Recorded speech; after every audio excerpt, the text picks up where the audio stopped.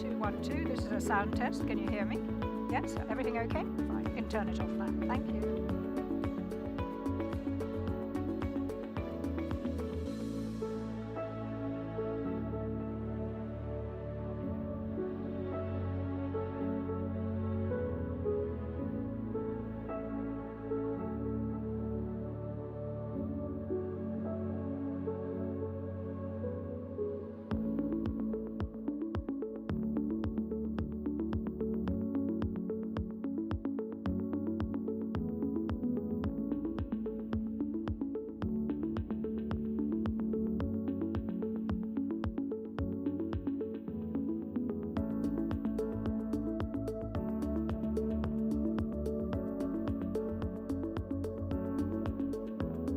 Shortly. Thank you.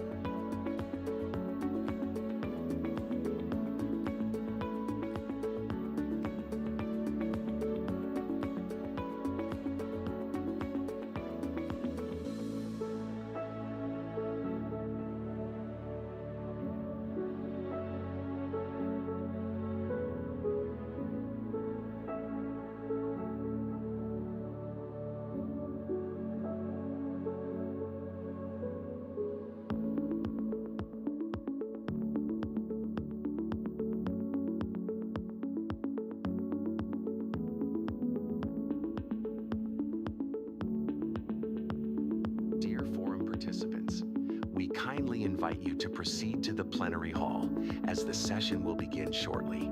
Thank you.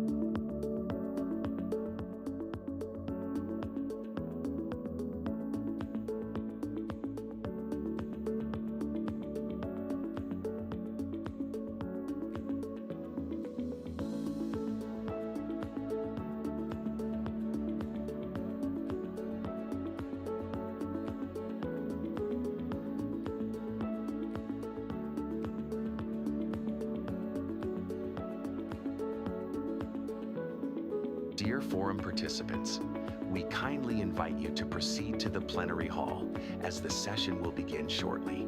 Thank you.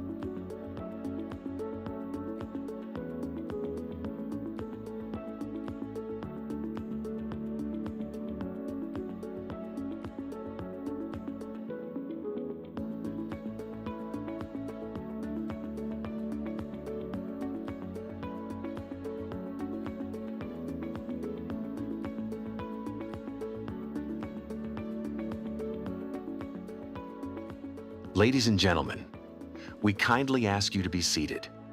The session will commence shortly. Thank you.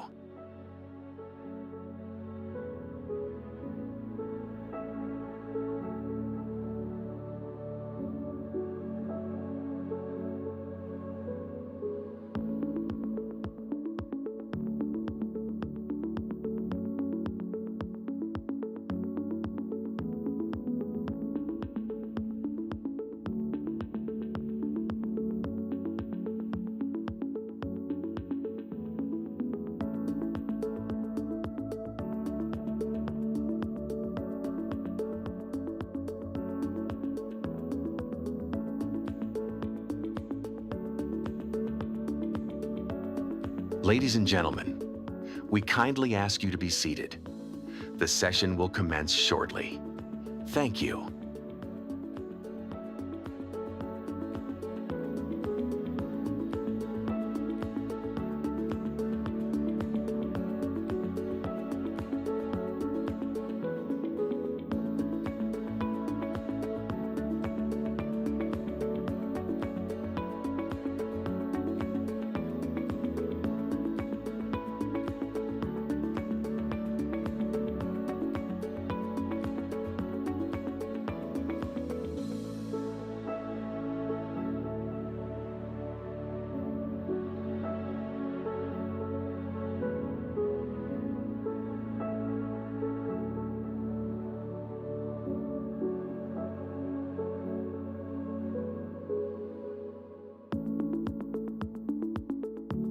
Ladies and gentlemen, we kindly ask you to be seated.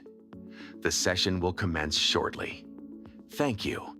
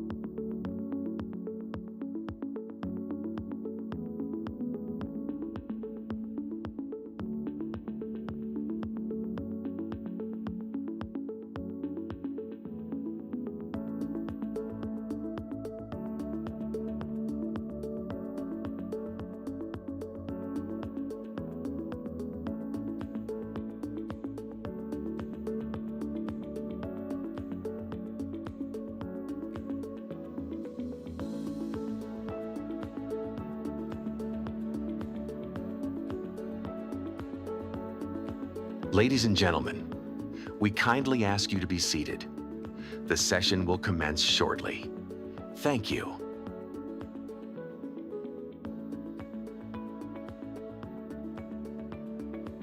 Ladies and gentlemen, distinguished guests, please welcome the moderator of the session, Digital Transformation, A Future-Ready World, Ms. Nisha Pillai, international moderator and journalist. Thank you so much. Excellencies, ladies and gentlemen, welcome to Digital Transformation for a Future-Ready World. I'm Nisha Pillai. I'm delighted to be with you here as your moderator today. Why are we here today? Well, we're gathered at a time when digital technologies are being integrated into all aspects of society, government, business, wherever you look, with more or less success, let's face it. So the question is, how do we unlock their full benefits? On the one hand, there are still many barriers. We know that. Limited interoperability, skills gaps, digital inequality, poor infrastructure. Some people even say there are cultural resistances. But on the other hand, Georgia and the historic Silk Road presents a wonderful opportunity with its strategic geography connecting Asia and Europe. So how do we bridge that gap? Investing in low latency networks and frontier technologies could support not just regional growth, ladies and gentlemen, but also the entire global digital value chain. Doesn't that sound good? Yes, it does. So what are the essential ingredients then for middle corridor countries to create a digitally empowered and inclusive future for their citizens? That's what we're going to be discussing here on the stage. And ladies and gentlemen, we'd like all of you to be part of this discussion too, and this is how. We have an interactive poll for you. There it is up on the stage. You can access it on the Slido app. First off, make sure that you're connected to the internet. If you look on your ID cards, you will see how you get the Wi-Fi, and then just connect to the QR code, and voila, there you are. The question is, what is the biggest barrier to digital transformation today? What do you think is the biggest barrier? Could it be talent shortages and digital skills gaps? Could it be accessibility and affordability for digital services? Or do you think it's regulatory bottlenecks?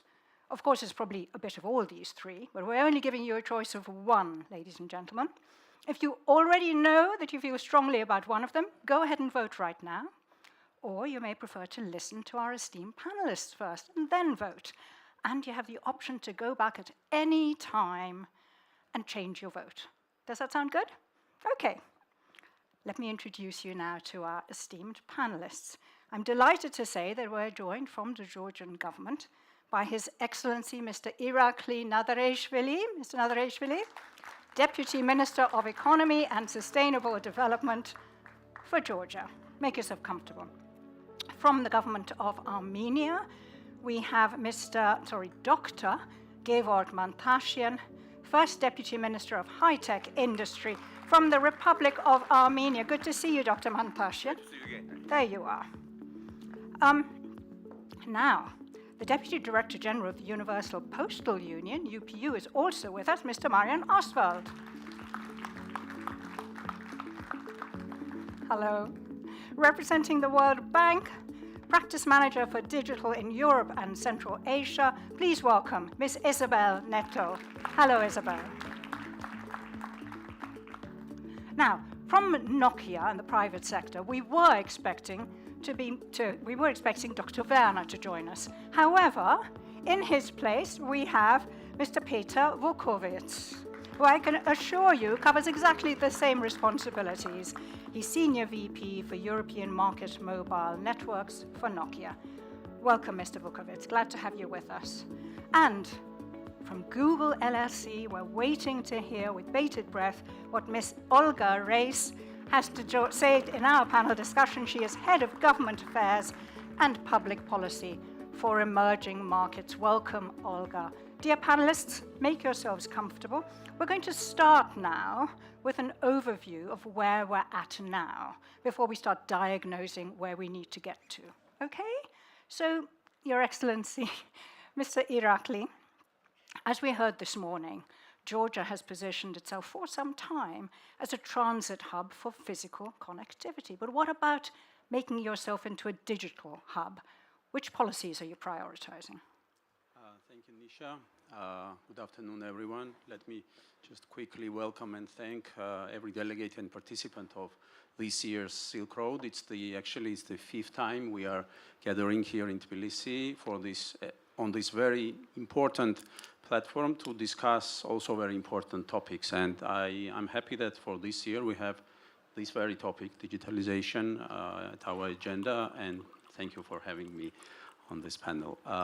Well, now to get to your question, you mentioned in your introduction that the word historical, and it's very true that Georgia historically had this role of logistical and transit hub, and in recent years, this role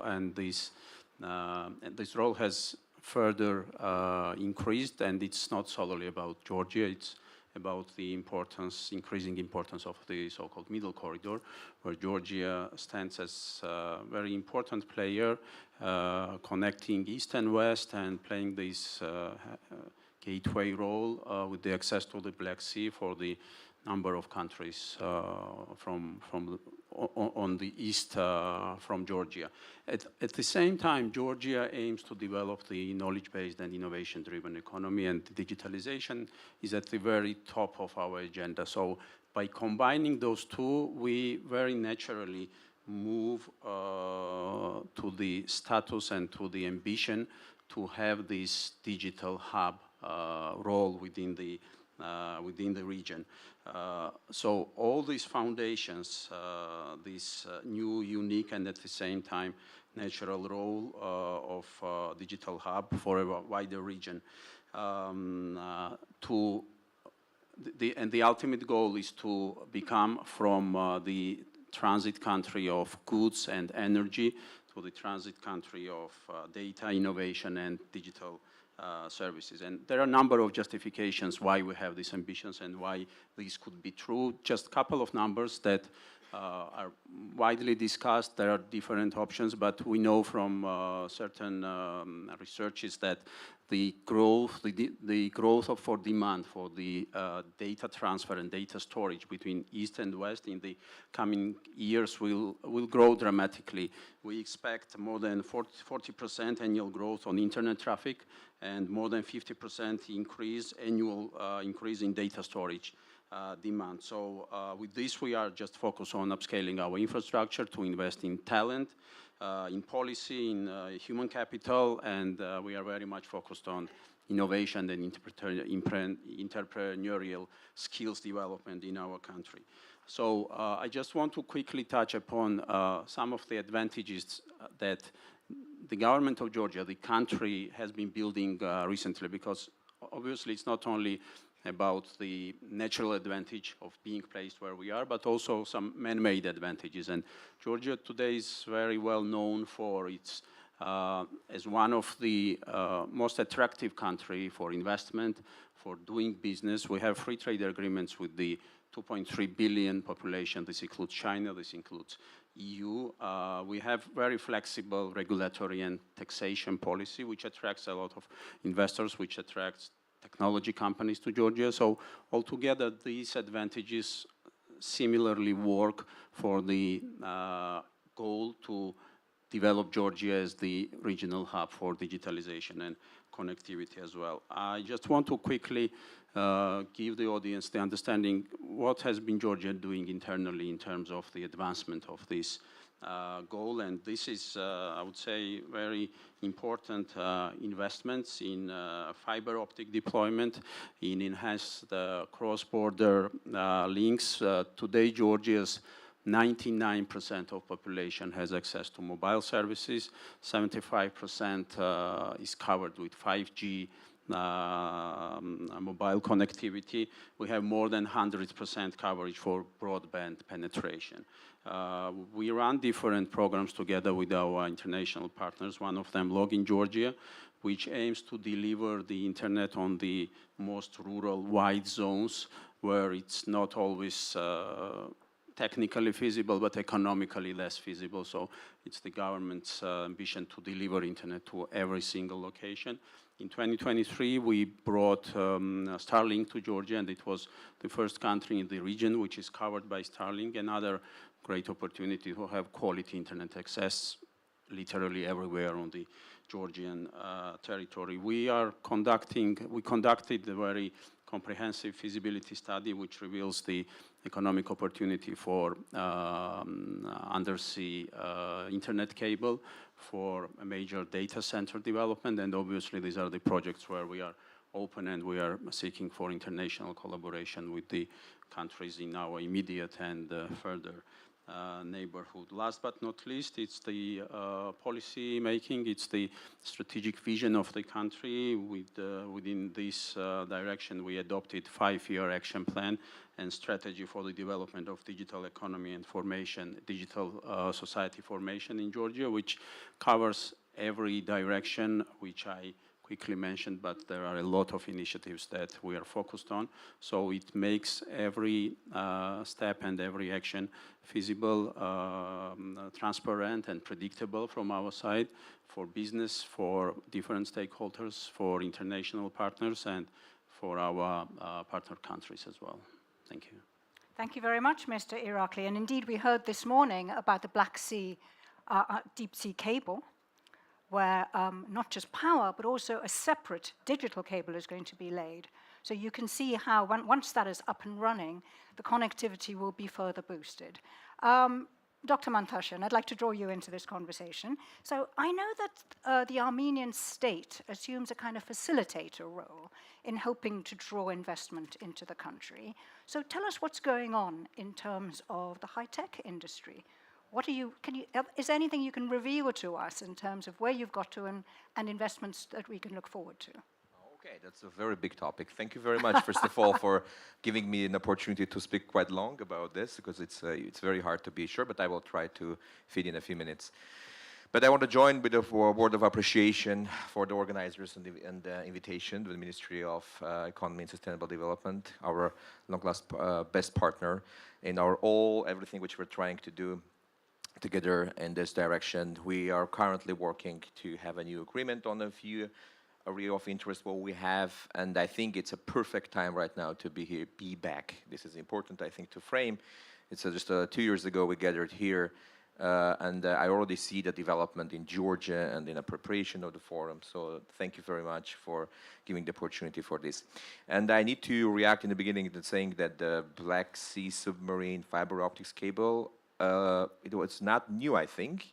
It was under discussion for a very long time. It's a matter of the scope and how it needs to be framed, and it's an amazing opportunity for the region. I will leave a few words, maybe the World Bank representatives would like to comment here based on the fundings, what they have, and they published it. So I will not use my opportunity. I will leave it to the World Bank, and I will use my time on other directions. So coming back to your question about what's going on in Armenia, we are traditionally going and growing to about 2 digits annually. Sometimes it's go even higher. And the high-tech industry would definitely separate the hardware software production. And of course, like any country in the region, especially Armenia and Georgia, were starting 2022 noticed the flood and that presence of the new labor forces in the market, which give it another force for the growth. It is happening. It's a little bit right now stabilized, of course, but for the economy of Armenia, this was a fresh opportunity to stabilize the labor market changes, which is very important. Macro and fiscal impact is bringing to any country, any enterprises which are facing to keep the competitiveness in a high level. So this brought the macro influence, of course, for the country, and we in the country adopted 7 years, $500 million state support program to keep the companies be competitive. Some of them were facing the challenges for the global competitiveness. And, I can't say that we are very successful on deploying this support program. The applications are not that much high this year because the business needs a time to adapt even for the support which we are providing.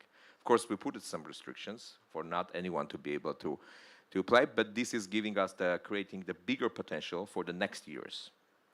So far we are we're good, the results what we have, but we expect to come to the bigger level. So I can go as well, the one thing which we clearly identified for us, the transition and the transfer from the Black Sea, the digital connectivity as a topic for today's discussion. It's super important for Armenia. Definitely we're looking to diversify the connection. And I'm very happy that the Starlink was also mentioned. And I think if Starlink is mentioning the digital connectivity availability is turning to 100% for it, because technically it's available. It's a matter of is it affordable or not? That's the matter, but it's available. So from that perspective, I think we together with Georgia were covering the 100% of availability, but in any settlements there is also fiber connectivity in Armenia what we have, and we are very proud of this. But diversification is super important to provide, because what we see currently in what's happening globally, the data flow, it is crazy high, it's skyrocketing. I mean, the companies like the OpenAI triggered very interesting changes, and I want to go back. Well, our first meeting, I mean, my first meeting around the Silk Road Forum was in 2023. It's a historical date, historical year. And this skyrocketing data flow is clearly identifying that there is a lot of opportunity, and there is a big need to build the infrastructure. And I will leave to Olga to reflect maybe on this as a representative of the industry, what's going on their side as a constructor, as a builder of that infrastructure, as a user, and also the service provider for everyone. I think it will be interesting to hear for the audience. In the end, I want to appreciate and thank you for everyone who voted for the Slido voting, which you presented. I think the results is already quite to the point, but let's see what will go in the end. Thank you.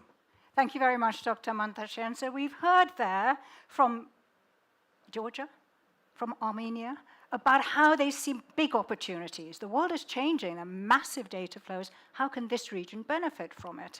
Well, I'm going to ask Isabel Neto that question. The World Bank has supported digital infrastructure projects globally. So what can this region, the middle corridor countries, learn so that we're not constantly reinventing the wheel? Very good. So first of all, it's a pleasure to be here. It's my first time in this forum, and it's really great to be able to see what's on people's minds, what are the priorities, and then how the World Bank group may help support those ambitions. So thanks for having me here. Maybe I'll just start with regards to the middle corridor to provide some background, and then I can dive into the lessons. And I think I'm preaching to the converted here, so I probably don't need to go a lot into details as to what the middle corridor is or its importance, right? But we know that it makes a lot of sense to look at these linear networks, be it energy, transport, but also digital, and how to connect them. And for digital in particular, we know that it's through these networks that we get connected to the global internet. And now that we are in a world of AI and that data is the new oil, it's also about looking at the data infrastructure and compute infrastructure that you need to make sense of this. And really, when we talk about the middle corridor and digital infrastructure, I think we're really looking at also the synergies of doing these various, tackling these various sectors together. And there's really two aspects there. I would say it's kind of digital as a sector, in the sense that by having digital infrastructure developed along the middle corridor makes a lot of sense. And we know that telecom operators are looking for ways in which the traffic can be channeled to basically avoid some of the choke points in the Suez Canal, in the Red Sea. So really going through the South Caucasus really means that you can have the shortest distance and a very viable alternative. But it is also about digitizing some of these transport corridors and regional markets, right? And so just to kind of keep it in mind. But coming to your question on the lessons, I think I would like to talk about 4 lessons. There may be many more, but maybe let me focus on 4. One of them is of course that these kind of projects really require shared vision and shared leadership, because you are trying to align these various partners, both governments and private sector players, to make something work.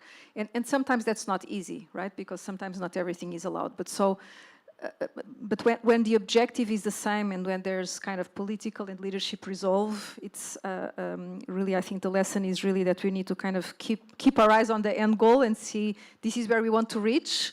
How can we then solve any challenges that we have to get there? And then maybe the second is that as part of this, let's say, coordination, collaboration that is required, some of it is, let's say, on the political side, leadership, but there's also transaction costs involved. So I don't just mean financial costs, but we do need to look at the legal and regulatory regimes that are in place, and it was one of the topics in your poll. Because at the end of the day, we really want to have like enable data flows across the region, and for that to happen, if you have some level of harmonization across borders, then you can achieve that, and you can achieve economies of scale much faster. So really kind of avoiding fragmented policy networks, I think it's quite important. Then my third lesson, I think it would be about keep thinking that it's not a zero-sum game, that the idea is that the total will be more than the sum of each part. Because really when we look at the digital middle corridor, it needs to go beyond, let's say, planning national blocks to go above that, right? So on one hand, think that if I'm planning networks in each one of these countries, it would be good for each one of the networks and data centers to think about not just the national market, but the regional market. And I think we've had people talk about the data centers and the ability to serve the region. There's a large AI investment in Armenia. There's other let's say, regionally usable infrastructure that can be there. And so I think that's quite important. So to go beyond the country thinking to the regional thinking, and this is really how how you will also get the benefits that are regional. And the last one, and I'm going to stop there. The last one for me, it's really. Some of these projects, we talk about them for a long time. I mean, for example, you were saying that the Black Sea cable is not new. It's something that we've been discussing for a while. There's been studies there, but at some point where is the tipping point where we are able to actually go into action? And I know that I was personally involved in a large submarine cable project in the west coast of Africa, the ACE submarine cable. There we were actually trying to coordinate 23 countries. It's a cable that runs from Europe to let's say, South Africa.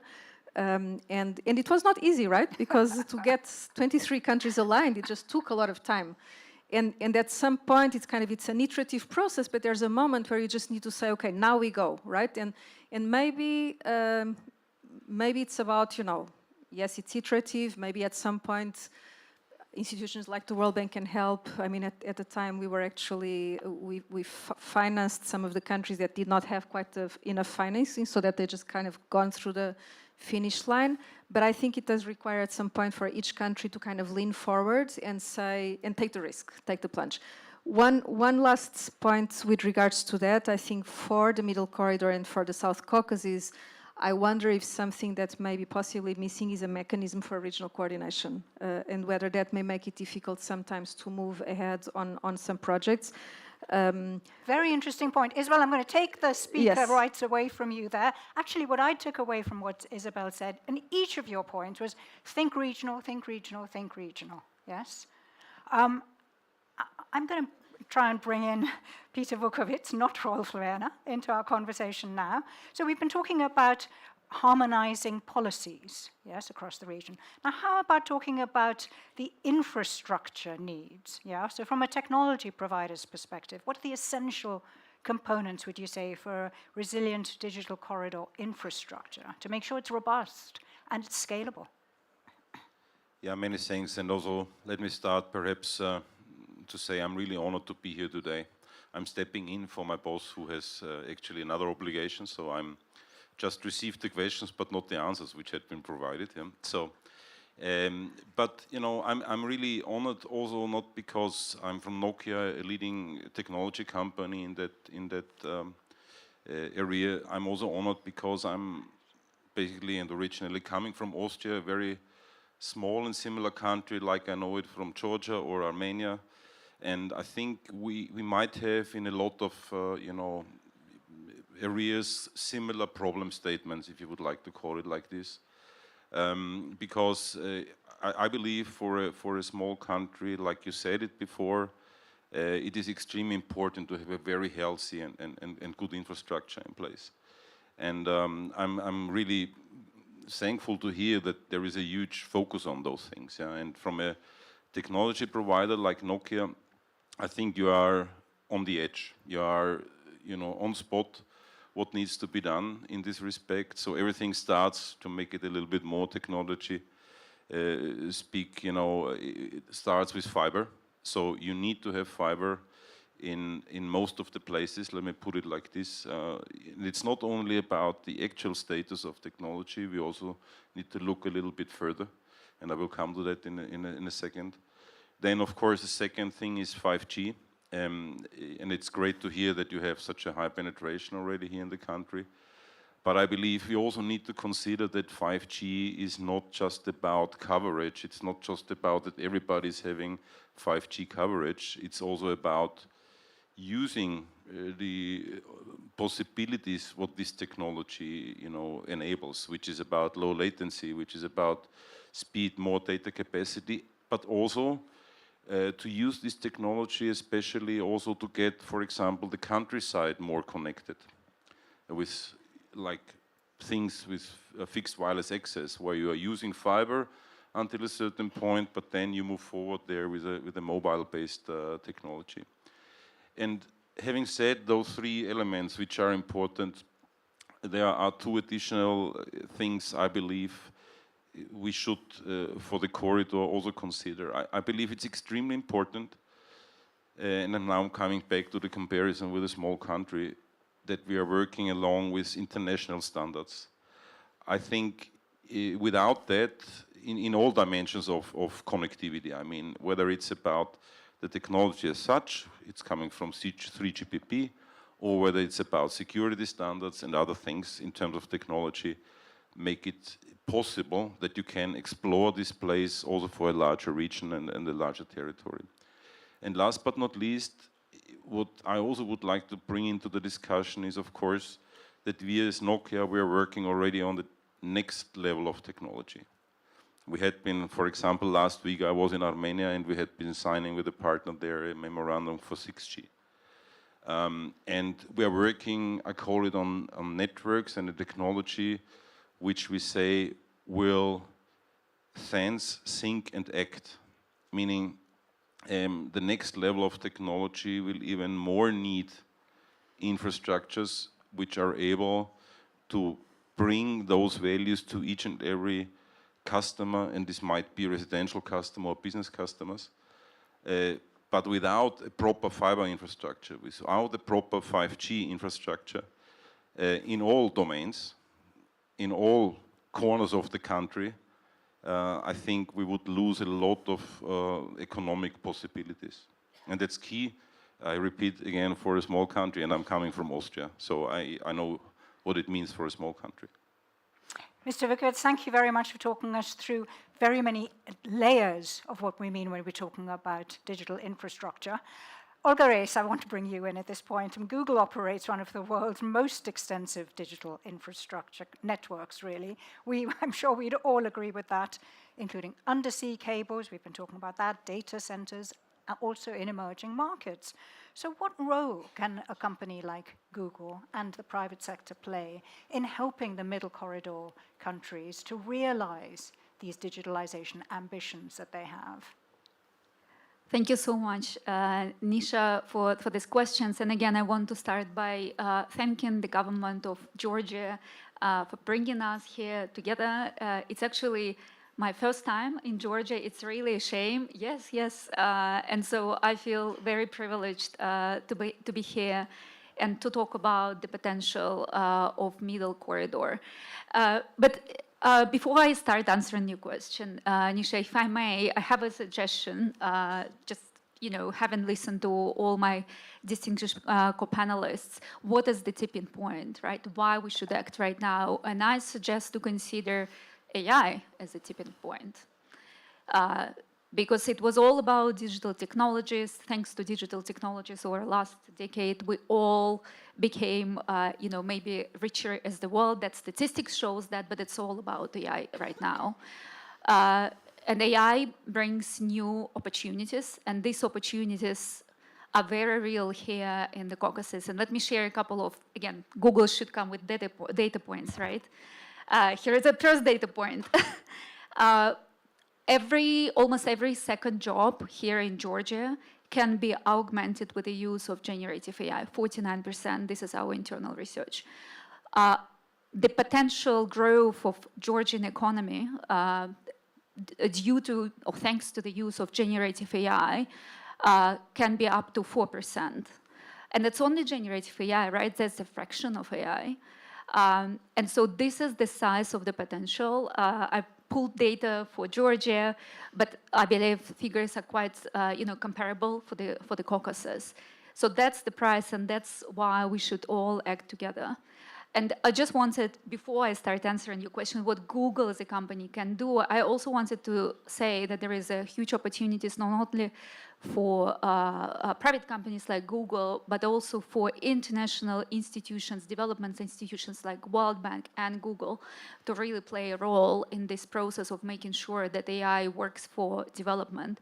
And an example of this is the recent alliance that we announced just last week with World Bank in DC about creation of digital public infrastructure, really at the level of World Bank to help emerging market countries to really drive AI adoption at scale, basically combining the best of Google AI and the best of the expertise of the World Bank, which is in digital development. Now, moving to the middle corridor, to our region, what Google can do to help really realize this potential of middle corridor becoming not only infrastructure corridor, but digital and AI corridor. I would say three things are important. First of all, as a company that develops the most advanced AI models, we keep on working to make sure that governments, users, businesses in the Caucasus, they have reliable access to the best of our technologies to really thrive with AI. And here, definitely, I would say, as we think about developing local digital infrastructure, it is paramount to have it connected to the global cloud. And a lot of things should be done, and we already touched, upon some of the points in the regulatory space. I know that's, in terms of the Caucasus as a region, this is quite already, we are there, but for example, in some other neighboring regions, the governance and the regulatory aspects are still need to be taken care of in terms of access to cloud, cross-border data flows. And we as a company are happy to support this process. And second point, and I'm closing here, how Google can help. When I think about AI, and lots of talks are right now about chips, models, et cetera, but really the true bottleneck now in terms of massive AI deployment are not even chips and models, these are people, because people need to deploy AI, and that is why we as a company are really investing already in building human capital here in the Caucasus and Central Asia, and we are looking forward to continue doing this because we truly believe that it all comes down to people. Olga, you've given us a lot of food for thought, and I'm going to dive deeper into it in the further rounds of questions. Thank you very much. Ladies and gentlemen, let me introduce you now to Mr. Oswald. Marian Oswald is from the Universal Postal Union, which is really a network, an international network of postal services around the world. And, you may not be aware of this, only yesterday it opened a regional office here in Tbilisi. Now, why? What's the potential that you see having a presence here on the ground? Thank you, Nisha. Let me also start by saying thank you to the Georgian government for inviting us. I believe it gave work. We were 2 years ago also on a panel. So I'm happy that, I hope you will invite us for the third time again. Originally, UPU is the second oldest intergovernmental organization based in Switzerland, in Bern, which I proudly present here today. Originally coming from Slovenia, which is even the smaller country than Austria. We are only 2.1 million inhabitants. So when you speak about struggle of small countries, I can tell you some stories. A part of 15 regional offices around the world, 5 in Africa, 2 are in Europe. One is in Istanbul and one is in Georgia, Tbilisi. My first experience with Georgia was in 2017 when I took a ride from Yerevan to Tbilisi, and then I went back. It was a very interesting ride. Coming back to the UPU and its original mission, POST, which we are representing, and the ministries responsible for the POST and the regulators, was built 150 years ago, and the main reason was because of trust. And to summarize, we are not operating in such a sexy AI environment, submarine cables. We do provide a physical connection to the members. And luckily, we are the only industry which is growing now due to e-commerce. People are buying a lot, and that's the way where we see our future. We try to support our members with advanced electronic data, enabling to connect customs, national customs, tax authorities in the countries, and the sellers. That would be, I would say, our main mission. Why we are in Tbilisi, in Georgia? It's my 5th visit. I would say we like the people here very much. I have to say it, it's amazing. We like khachapuri, and we also like amazing red wine. But on top of that, Georgia Post is doing well. We try to encourage ministries to play a responsible role for the future. The trust we were building for 150 years, we should not close it. We should try to find new content for the post offices in the future. One could be, of course, e-commerce delivery, but there are many others where we would like to see ourselves also in the future. So that would be for now. Thank you. Thank you, Mr. Oswald. So there you have a microcosm of a legacy industry, ladies and gentlemen, 150 years old, I think, the original postal services were, which has the challenge of reinventing itself using digital technologies, yes? If it doesn't do so, it won't survive. So, and that is why, though Mr. Oswald didn't quite say so, it needs to be in an area like this, where there is rapid improvement in the digital infrastructure and huge ambitions. Thank you very much. Ladies and gentlemen, don't forget the Slido question. Can we have it back up on the screen, please? What is the biggest barrier to digital transformation today? Are you beginning to formulate your thoughts? Please revisit it and vote if you're ready to, otherwise we shall continue. So we've heard a lot about how the world is changing so fast with frontier technologies, yeah? Gen AI is just one of them. And we can't afford to be complacent and stay still.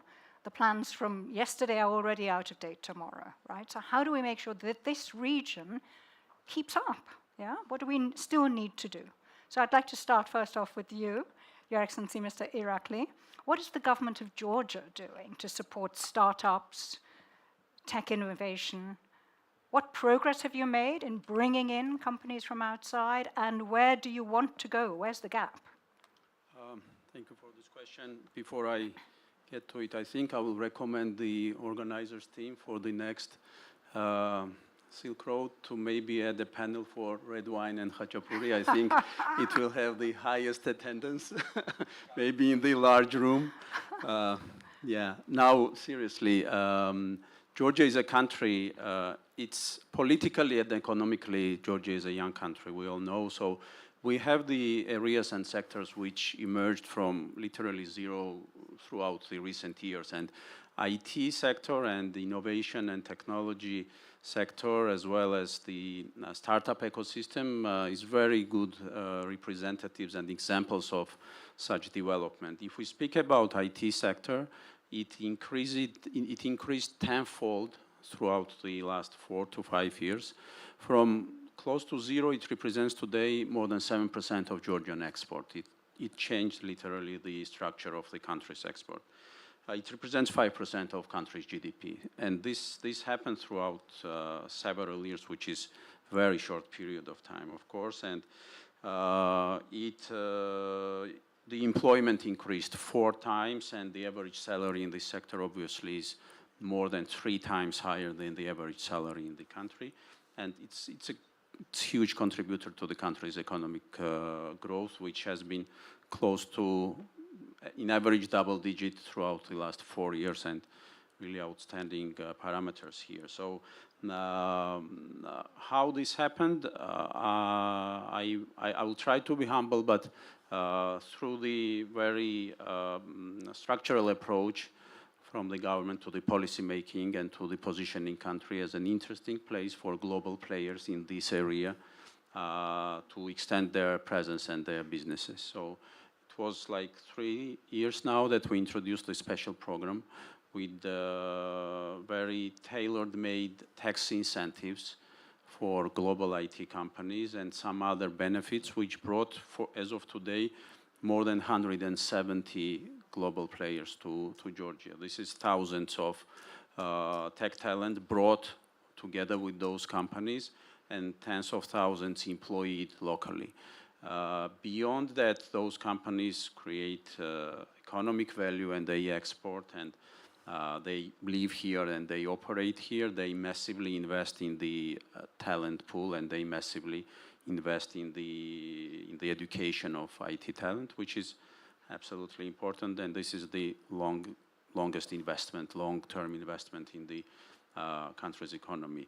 So does the government. So apart from the policy making, we are heavily investing in the education. Specifically, Ministry of Economy is not about education. We have obviously the dedicated ministry for that, but only through specific programs run by our ministry. More than 10,000 Georgian citizens went through different scale comprehensive trainings and studies of IT free of charge. And we have the ambition within the next couple of years to provide those services to more than 12,000 Georgian citizens. And usually when we have a concourse or call for the seats for these trainings, the interest for those trainings exceeds the available seats by 10, 15 times sometimes. But we try to be all the time on the to follow the development, to follow the trends, and understand better what global businesses need. So with this, just literally a couple of weeks ago, we introduced the special IT residence, which is a dedicated form of, legal form of live and work in Georgia. It's a 3-year residence, which exceeds any other kind of typical residences.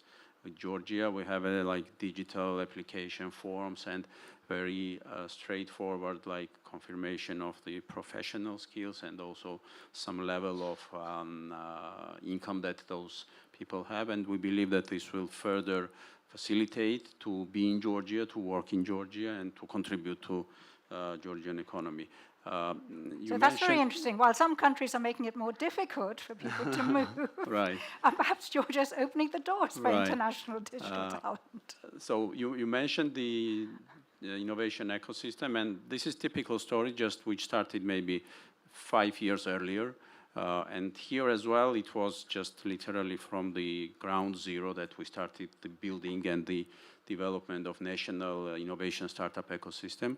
Just a couple of figures, because we started with very basic but of utmost importance, the access to finance, because in countries like Georgia, within the region, I would say that access to finance for startups is something extremely difficult and based usually only on the friends and family with the very limited venture capital, angel capital, so on. And back in 2018, it was just almost no understanding of these instruments on the market. So we started with government access to finance programs. We financed something like 300 startups within government programs.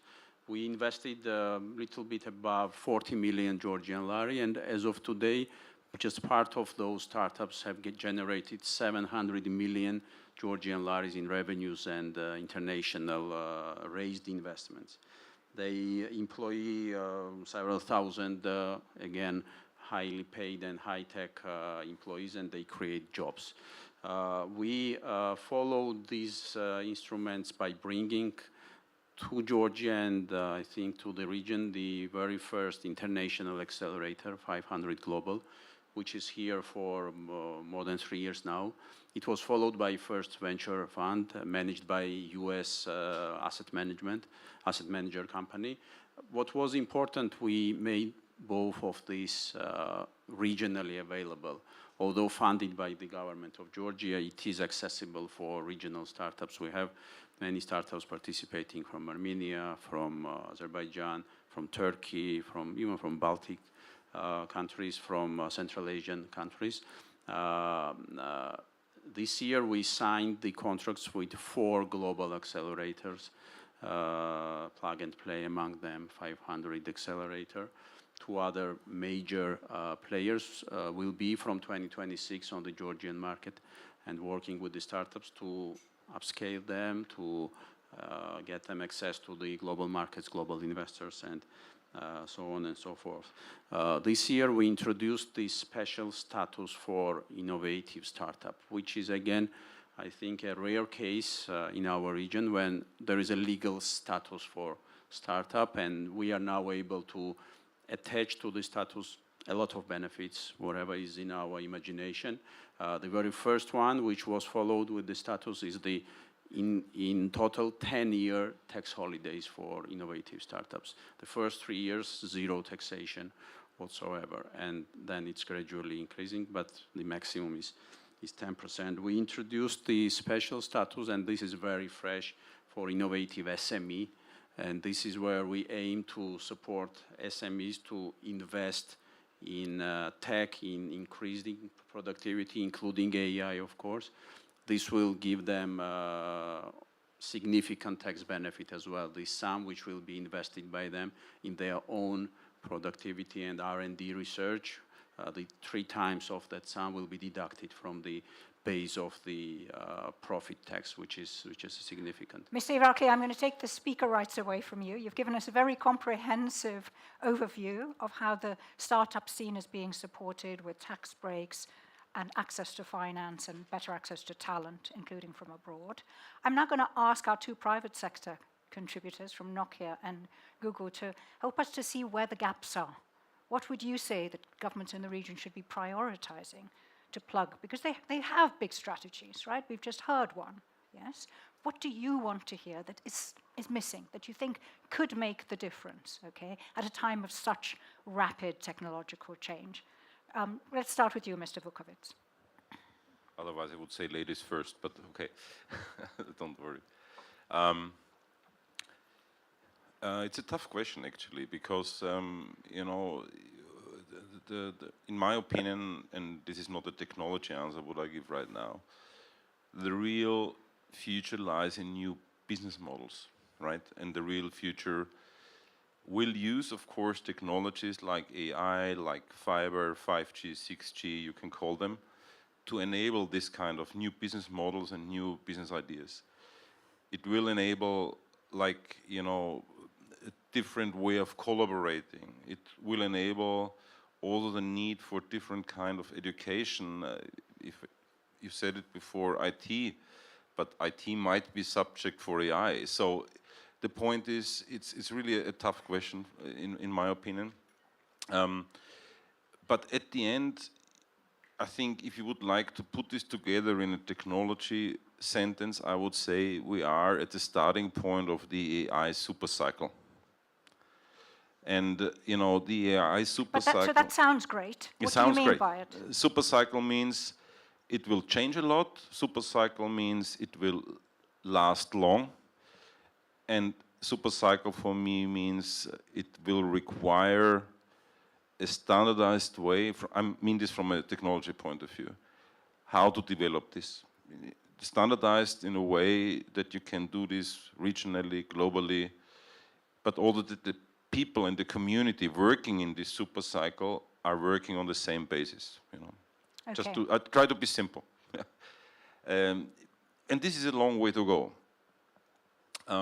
What I observe, and please apologize, it's not a specific thing for Georgia or Armenia or even in my country. What I'm observing is we are not using now even with 5G and other elements, the possibilities of technology. We are not using this in a proper way. And if you ask the question, what I would like to ask, let's go more in projects, you know, like for public safety where we can use the technology. Let's go more in projects for, you know, building other infrastructures more safe, like in the railway area, just to take one example, or in the utility sector. If you think about smart, you know, clouds and you know how to produce power and energy and how you maintain this, it makes you more resilient, you know. But you could do already a lot now with the technology which is here now, and that is giving us, of course, then the opportunity to learn together. Also, another example might be smart cities, how to manage waste management, water management. You know, there are so many concrete stuff now on the plate where we can do together a Which lot. could help with government services and civic services. Because then, and now I'm closing with this, these projects will help you to get in what I said for the AI super cycle. In the competences, in the people will create understanding, and it will lead to new business models. Okay. Thank you very much, Mr. Vukovic. So, Olga Reis, you said that Google has just announced last week this research study looking at the potential for AI in emerging markets. What should government be prioritizing then to really benefit from it? You know, you're both big fans. We've heard from Mr. Vukovic, the super cycle. You clearly think that AI has huge promise, but then how do we make sure that we go along for the ride and don't end up being left out? Yeah, thank you so much. But before I start answering your question, can I please formally request to add Hinkali and Satsabeli into the agenda item for the next panel? Yeah, it's very important. This is right. Actually, just last Friday, we launched a report that is called, I like the name, by the way, AI Works for Governments. And it's really looking into how governments in emerging markets can deploy and use AI to completely rewire the way governments serve the public. And here's our message, and there will be some data points, of course, because we are Google. AI can deliver what we call triple benefits for governments. First, fiscal strength. Second, better public services. And third, accelerated economic growth. On fiscal strength, this research shows that AI can slash by 22%, and it's a huge figure, 22%. AI adoption in governments can slash fiscal deficit by 22%, while also increasing government efficiency by 3%.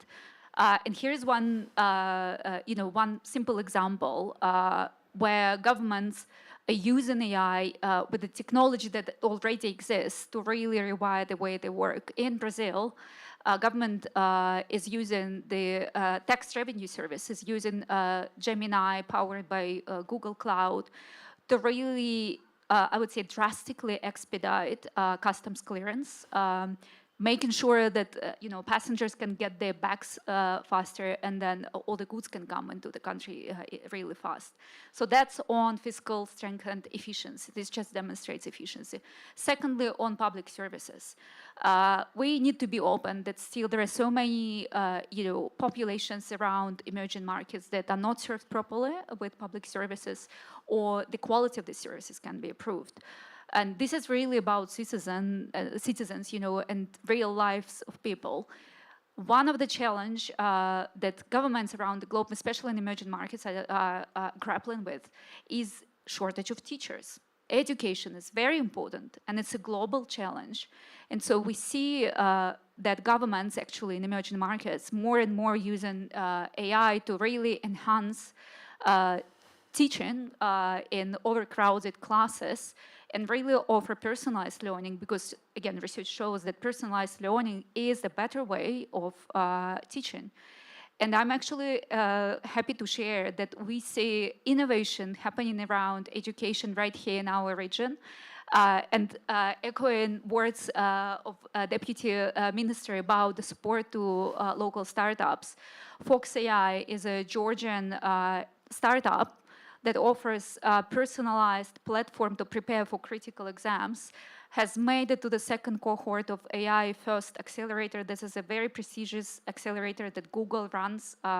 It was just announced 2 weeks ago, and we're very happy to see really local startup working at this very, very challenging problem, which is education. Yes, please. And Olga, I'm going to bring Dr. Mantashian at that point because he's clearly keen to say something. Now, we've heard a lot about the promise of AI, but none of it is going to be delivered if you don't have the talent. Yes, we need to make sure that you have workforces that are sufficiently digitally native, really. So what are you doing in Armenia to make sure that you can actually surf this Gen AI wave? Look, we are in an interesting situation. For decades, we were part of the developing different technologies, being the outsourced country destination.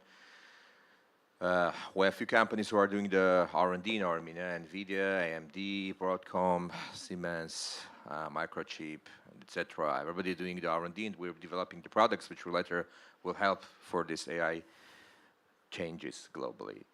But I want to, first of all, connect the question and to Mr. Oswald Marian, what he said. Being from Slovenia, Slovenia was one of the countries who was in the beginning of the AI revolution. I don't know how many of you know about this, but in 1950s was the country where theoretical experiments was about to start. It's a very strong school there. So when you're talking about they are not connected institutionally to the AI, but please let's not forget about this scientific presence, which is very strong. What we are doing right now, it started from Slovenia as well.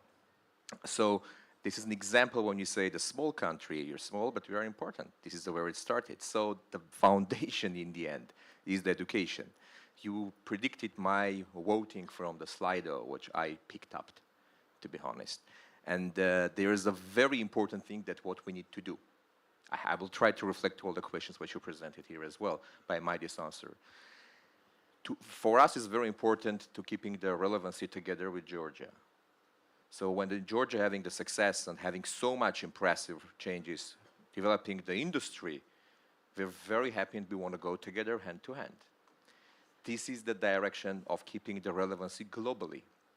Nobody alone can succeed.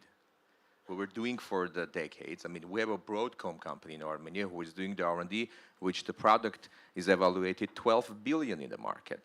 But our IT high-tech product expert is expected to be 2 billion just.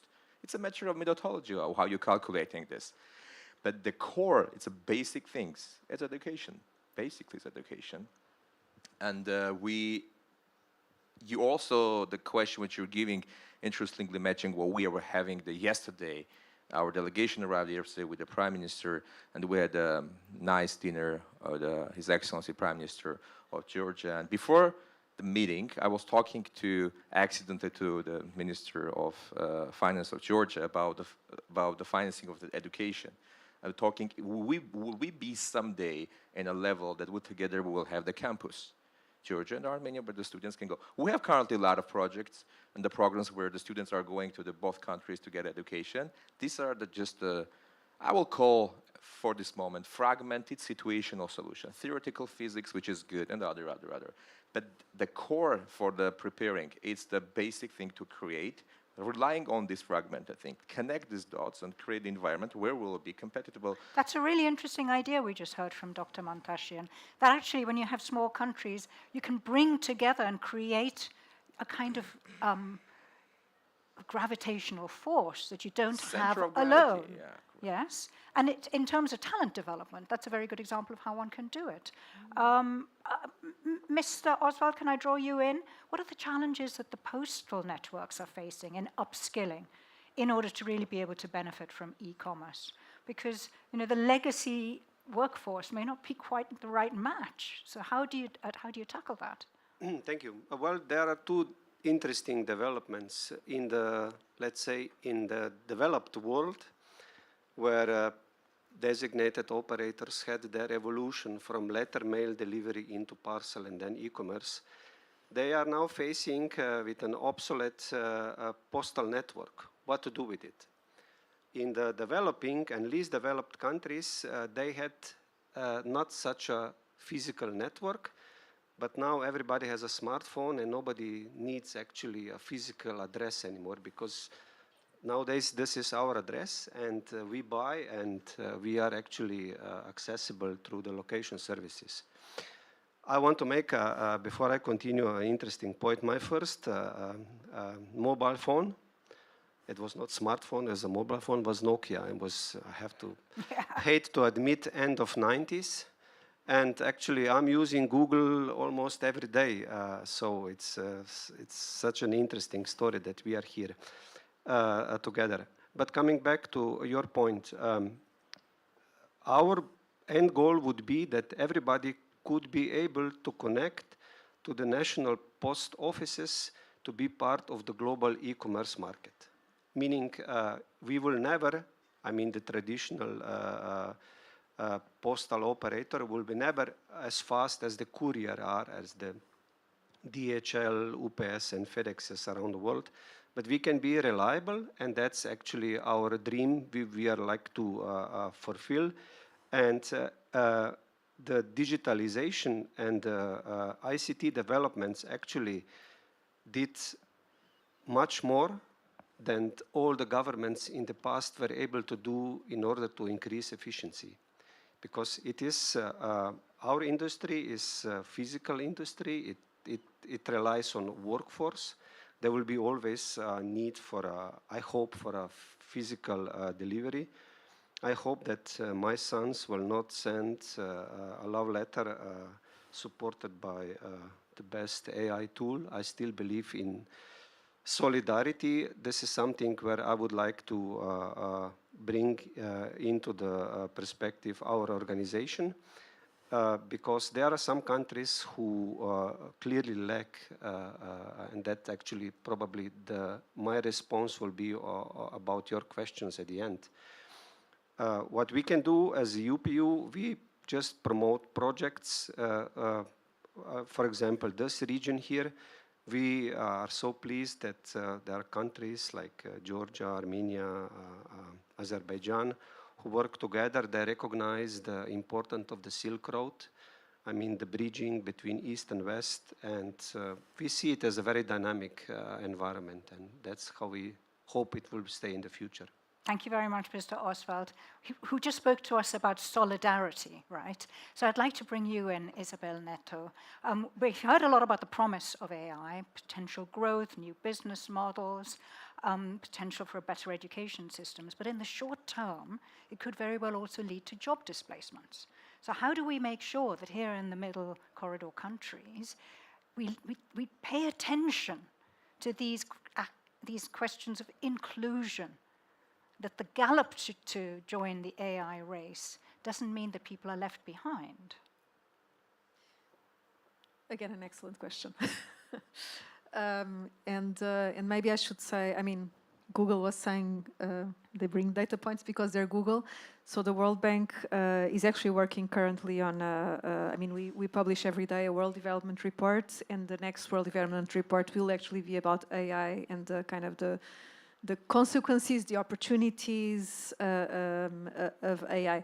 But so, you know, on one hand, to respond to your question, you know, starting also with the impacts in jobs, right? And I think there's you know, clearly there's risks. There are also opportunities, but then trying to understand how we deal with it, and in the grand scheme of things, what is the general direction of traffic. I think, you know, the jury is out, and we don't really have kind of a crystal ball to know exactly how things are going. I mean, it is true that clearly AI is changing the way we operate and is fundamentally transforming also the job market with, you know, clearly with some displacement of jobs. I mean, we know that several of the jobs, especially those that are more routine-based, can be displaced. But I think the special characteristic of AI is also that maybe in previous, let's say, automation revolutions, it was some of the low-skilled jobs that were being lost, and here with AI, especially with generative AI, it's also some of the not so low-skilled jobs that are also getting lost. Things like, for example, translation or even legal analysis and so on. So we're kind of moving up the ladder of some of the jobs that are being lost. Legal services, Exactly. tech development, all sorts of things. Exactly, and so this also means actually that even when you look at the different countries, how different countries are being affected in different ways, in this case, it's maybe also some of the countries that are more developed, where those jobs are more present, that are also going to be affected more. But, you know, so we know some of the displacement will be there. I think it's more how we prepare for it and how we support countries preparing, both to be ready to take advantage of opportunities and not to have people be left behind, right? So maybe if I can very quickly, we have, at the World Bank, we've actually developed this framework that we are calling kind of the five C's and an R. I'm losing my memory, so to me, having frameworks always helps to kind of systematize things. So what are the 5 C's? The first one is connectivity, that you need connectivity and you need the kind of projects, as Georgia was mentioning, Login Georgia, to go to remote areas so that people in remote areas are not left behind. That is the first thing. The second C is computing, compute power. You do need the data centers and the compute infrastructure to be able to take advantage. The third C is context. And what we mean with context, having basically the data that is available, that is shared, it's relevant for the country, so that the applications are also relevant for the population and for the local context. Then the next one is capacity capabilities, basically the skills, what several of you are talking about. You need people to be able to have not only basic digital literacy, but also the more you can develop these skills for AI, the more, again, people are going to be able not just to see the downside, but to see the upside of AI. And then the last one is really responsible AI. We really need to pay attention to the way technology is used, to data privacy, to also just the risks of having people go online. And maybe just like one last point, I do think that we've heard from several of you talk about that it's a promise, but then how do you use it, right? Maybe the middle corridor is an opportunity to use AI for several aspects like logistics and all of that. So I think the opportunities are definitely there. Yeah, and we also need the guardrails. Thank you very much, Isabel Neto. Ladies and gentlemen, this is your last opportunity to visit the Slido question and put in your vote. We're going to close it in 5 minutes' time, so please gather your thoughts and tell us what you think. What is the biggest barrier to digital transformation today? Well, we just heard from Isabel Neto that an important thing is that you have trusted AI and trusted digital development. And that is something which, sadly, recently has become very hard to guarantee, because we all know that the digital lives that we lead are open to attack from cyber criminals, and also just from outages, not benign outages. We saw what happened with Amazon Web Services earlier in the week. That wasn't even criminality. So I would like to ask all of you very briefly, since time is short, what can we do to make sure that our digital lives are secure and that we can lead trusted online business, private, and governmental relationships? Okay, and I'd like to start off with you, Mr. Vukovic. One answer, short, please. A short answer, always difficult for me. But at the end, it's about cybersecurity and using, again, AI to avoid misuse of data. So that would be, in short, my answer, because technology will get so complex, it's going to be not easy to determine where the risk is coming from, but setting up a framework in all matters where we also use technology, again, like AI, to find out where the security risk is coming from.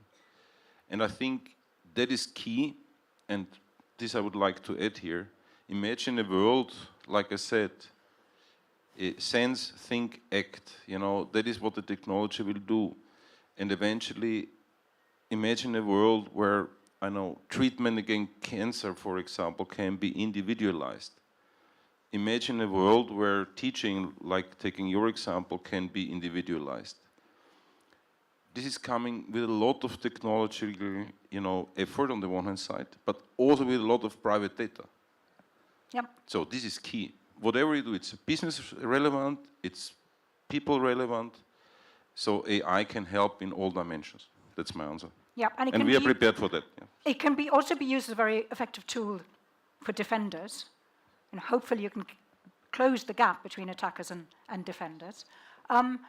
Dr. Mantasyan, can you give me just one suggestion of one proposal that Armenia is moving forward with in order to keep its citizens' digital lives safe?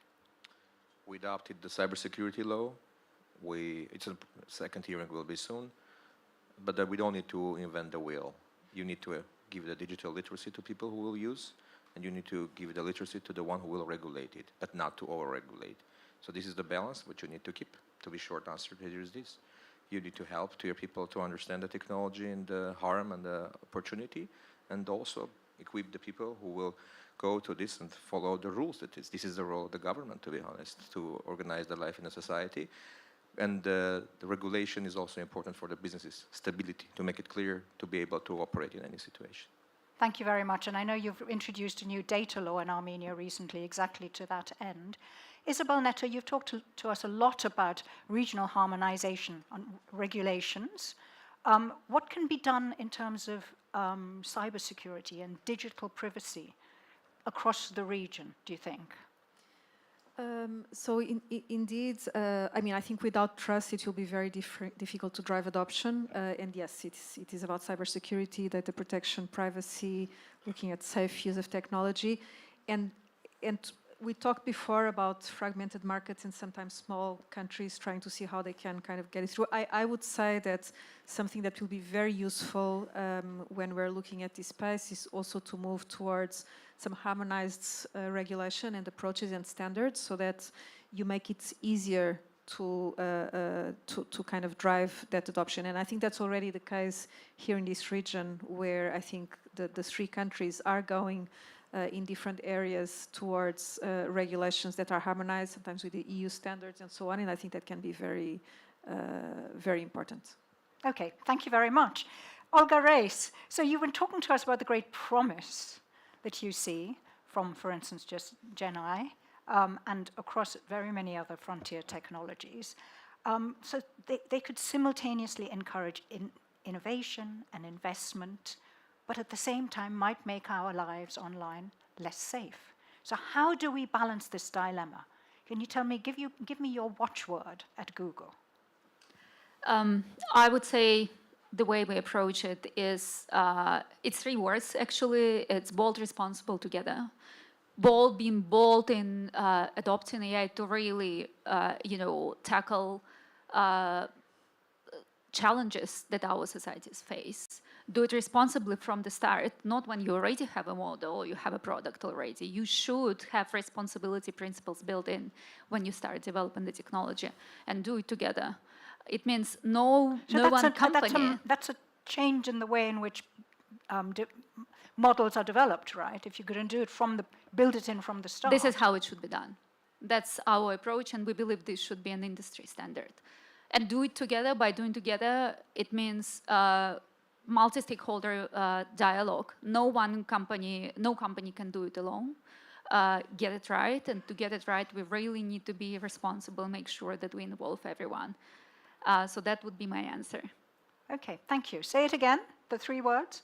Bold, responsible, and together. Good. And from the start is what I take away from it. Thank you, Olga.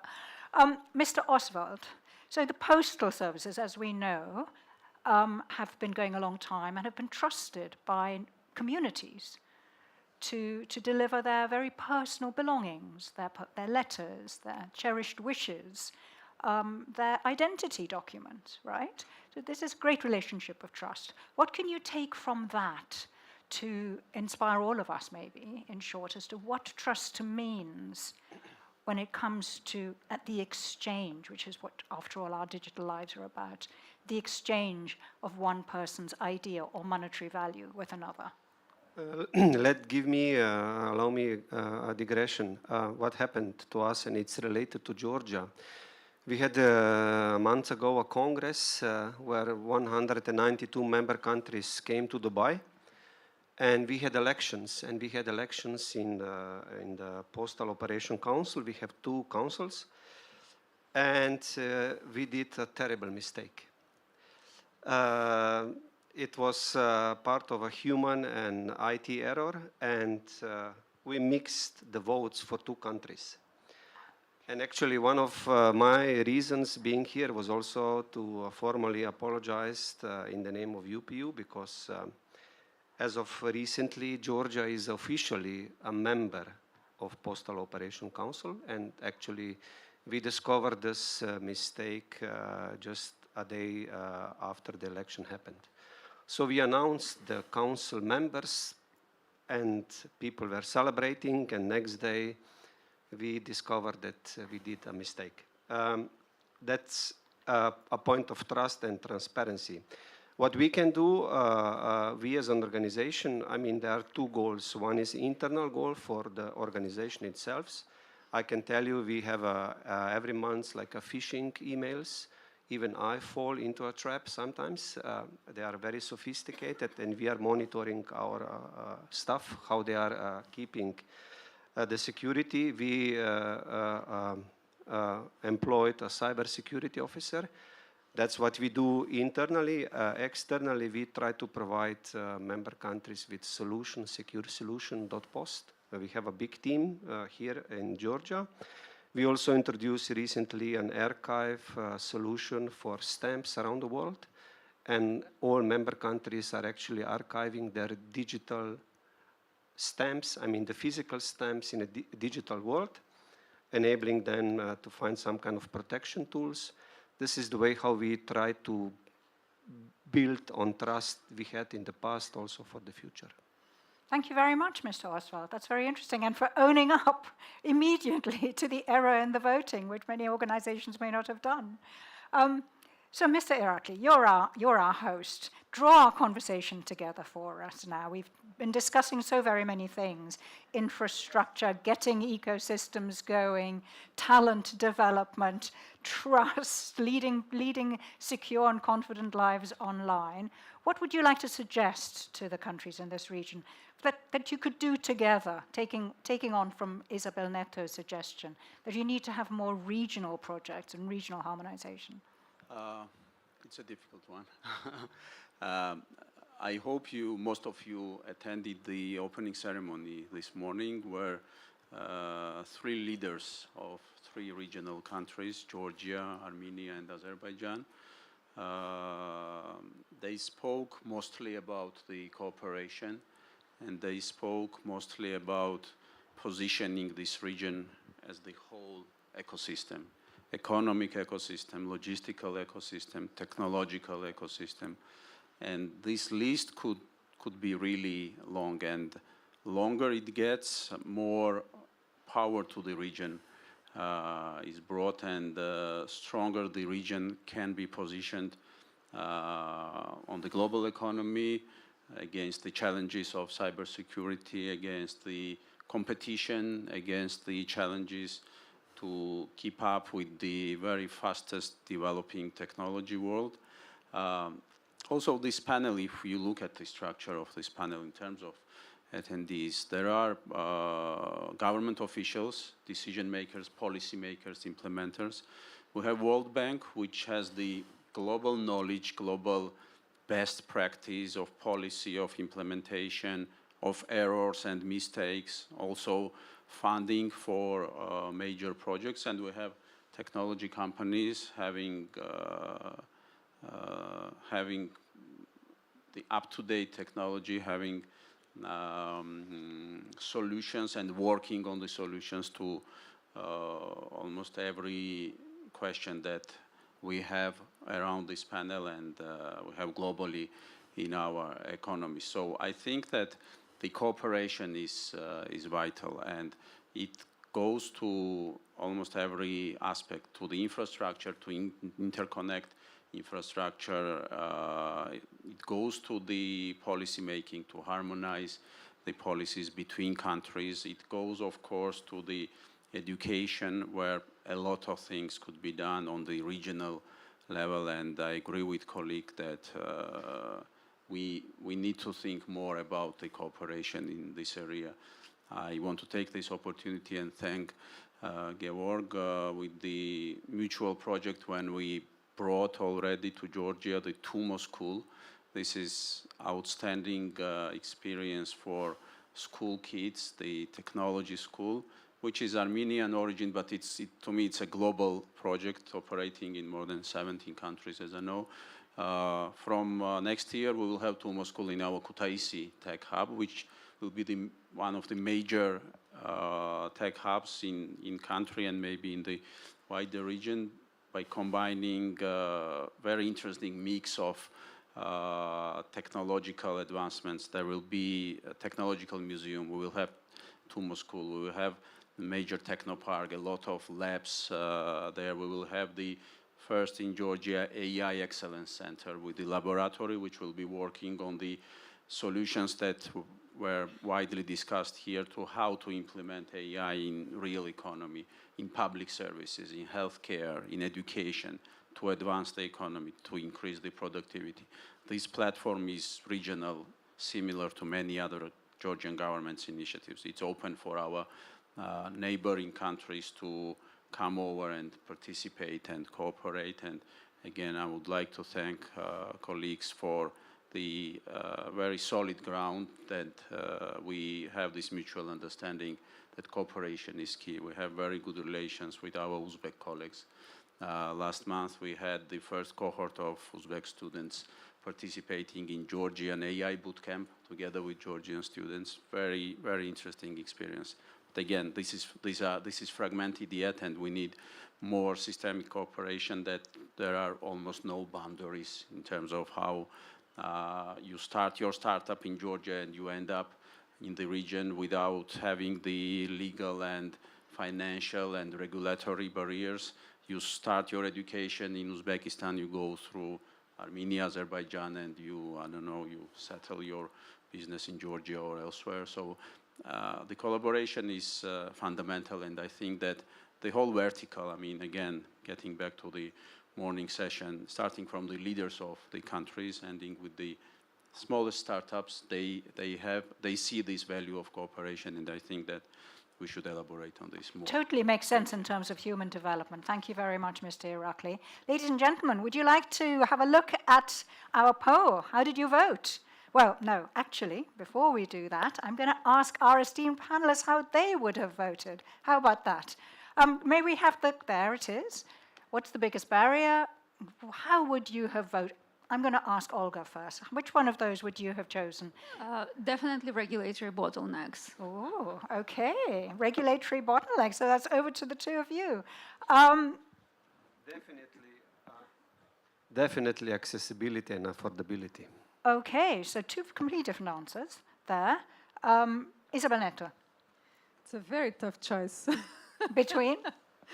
Okay, maybe just because you voted, I'll just go for the skills to level it off. Okay, so we've got a vote for all three so far. What are you going to go for, Mr. Irakli?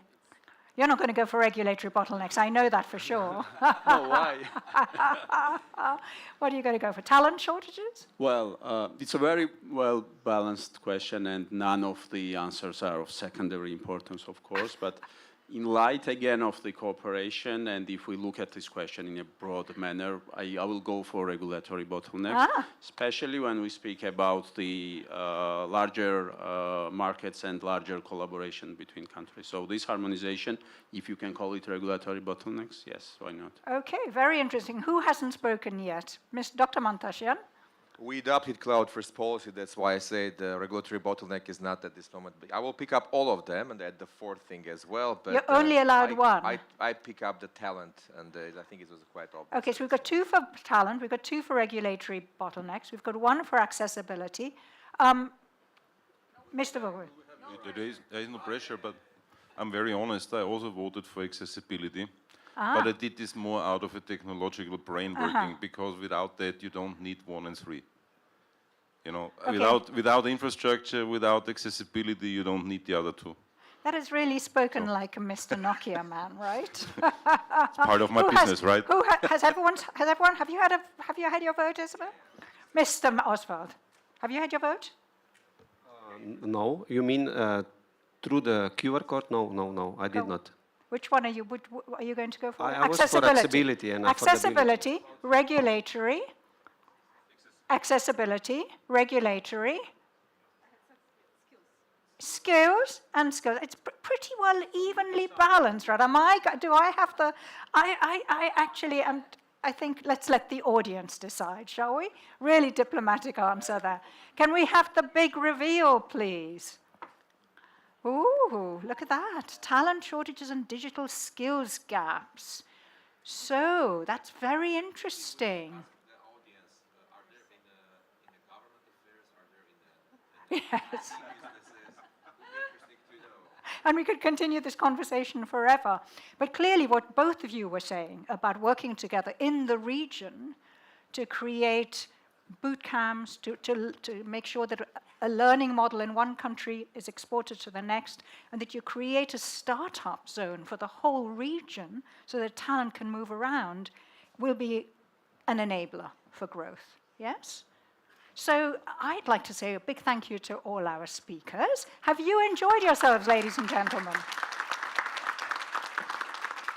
I certainly have. We've heard so much about collaboration and cooperation. We've heard from Isabel Neto that we need to have more regional harmonization at every level. We've heard from both our private sector participants that we're at the very beginning of a golden age of AI. I'm not sure whether to believe it or not, but they are great proponents. What did you call it? A super cycle.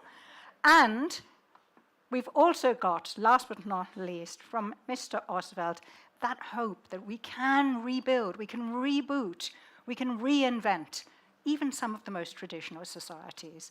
I've been very inspired. My name is Nisha Pillay. It's been great to be your moderator.